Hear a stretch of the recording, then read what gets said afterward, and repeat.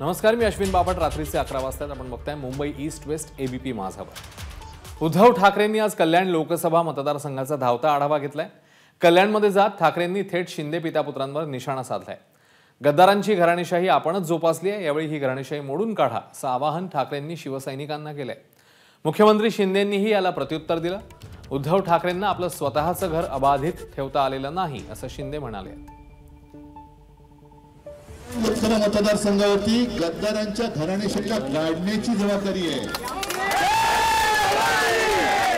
ही गद्दारी आणि त्या गद्दारांची घराणेशाही हे दुर्दैव आपणच जोपासलं। नागोबाच्या तर नाहीच, कारण नाग सुद्धा पवित्र असो, भगवान शंकराच्या वेळेत असे गांडूळ आहेत, त्यांना आपणच पोचलं, जोपासलं आणि मोठे झाले। आता यांना त्यांची जागा दाखवून देण्याची गरज आहे। घराणेशाही म्हणजे काय त्याचं डेफिनेशन त्यांनी सांगायला पाहिजे। घराणेशाही म्हणजे काय त्याचं खरं म्हणजे व्याख्या काय ही त्यांनी सांगितली पाहिजे। ते स्वतःचं घर अबाधित ठेवू शकले नाही, घरातल्या सर्वांना बाहेर हुडकून काढलं आणि माझं कुटुंब माझी जबाबदारी एवढ्यापुरते ते मर्यादित त्यांचं काम आहे। हे आपला पक्ष स्वतःची प्रायव्हेट लिमिटेड कंपनी म्हणून समजतात आणि आपल्या सहकाऱ्यांना सवंगडी नाही तर घरगडी आणि नोकर समजतात, त्यामुळे त्यांची ही अवस्था झालेली आहे।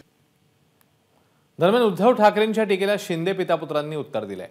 निवडणूक एकाबरोबर लढवली आणि सरकार दुसऱ्यासोबत स्थापन केलं अशी टीका एकनाथ शिंदेंनी केली आहे, तर स्वतःच्या मुलासाठी 2 आमदारांचा बळी घेतला अशी टीका श्रीकांत शिंदेंनी केली।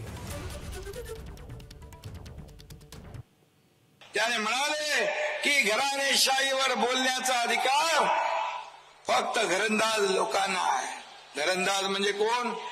तुम्ही, आम्ही, सर्वसामान्य कार्यकर्ते, या सर्वांचा केलेला अपमान आहे। घरंदाज म्हणजे काय? घरंदाज म्हणजे तुम्ही निवडणूक एकाबरोबर लढवली, सरकार दुसऱ्याबरोबर स्थापन केलं, लग्न एकाबरोबर केलं, संसार दुसऱ्याबरोबर केला, हनीमून तिसऱ्याबरोबर केलं। हे बाळासाहेब सांगायचे, हे म्हणजे घरंदाज। घराणेशाहीचं बोलायला लागलं की वरळीची सीट जी आहे ते स्वतःच्या मुलासाठी ती जिंकता आली पाहिजे, त्याच्यासाठी 2-2 सिटिंग आमदारांचा जो आहे हा बळी त्या ठिकाणी घेतला। त्या लोकांना घरी बसवलं जे निवडून येऊ शकत होते लोकांमधून, त्यांना मग नंतर स्वतःचा मुलगा निवडून आला पाहिजे त्याच्यासाठी दोघांबरोबर कॉम्प्रोमाइज केली। स्वतःच्या मतदारसंघामधला वरळी विधानसभा स्ट्रॉंग करायला पाहिजे म्हणून केंद्रात देखील मंत्री देखील तोच दिला त्याच मतदारसंघातला।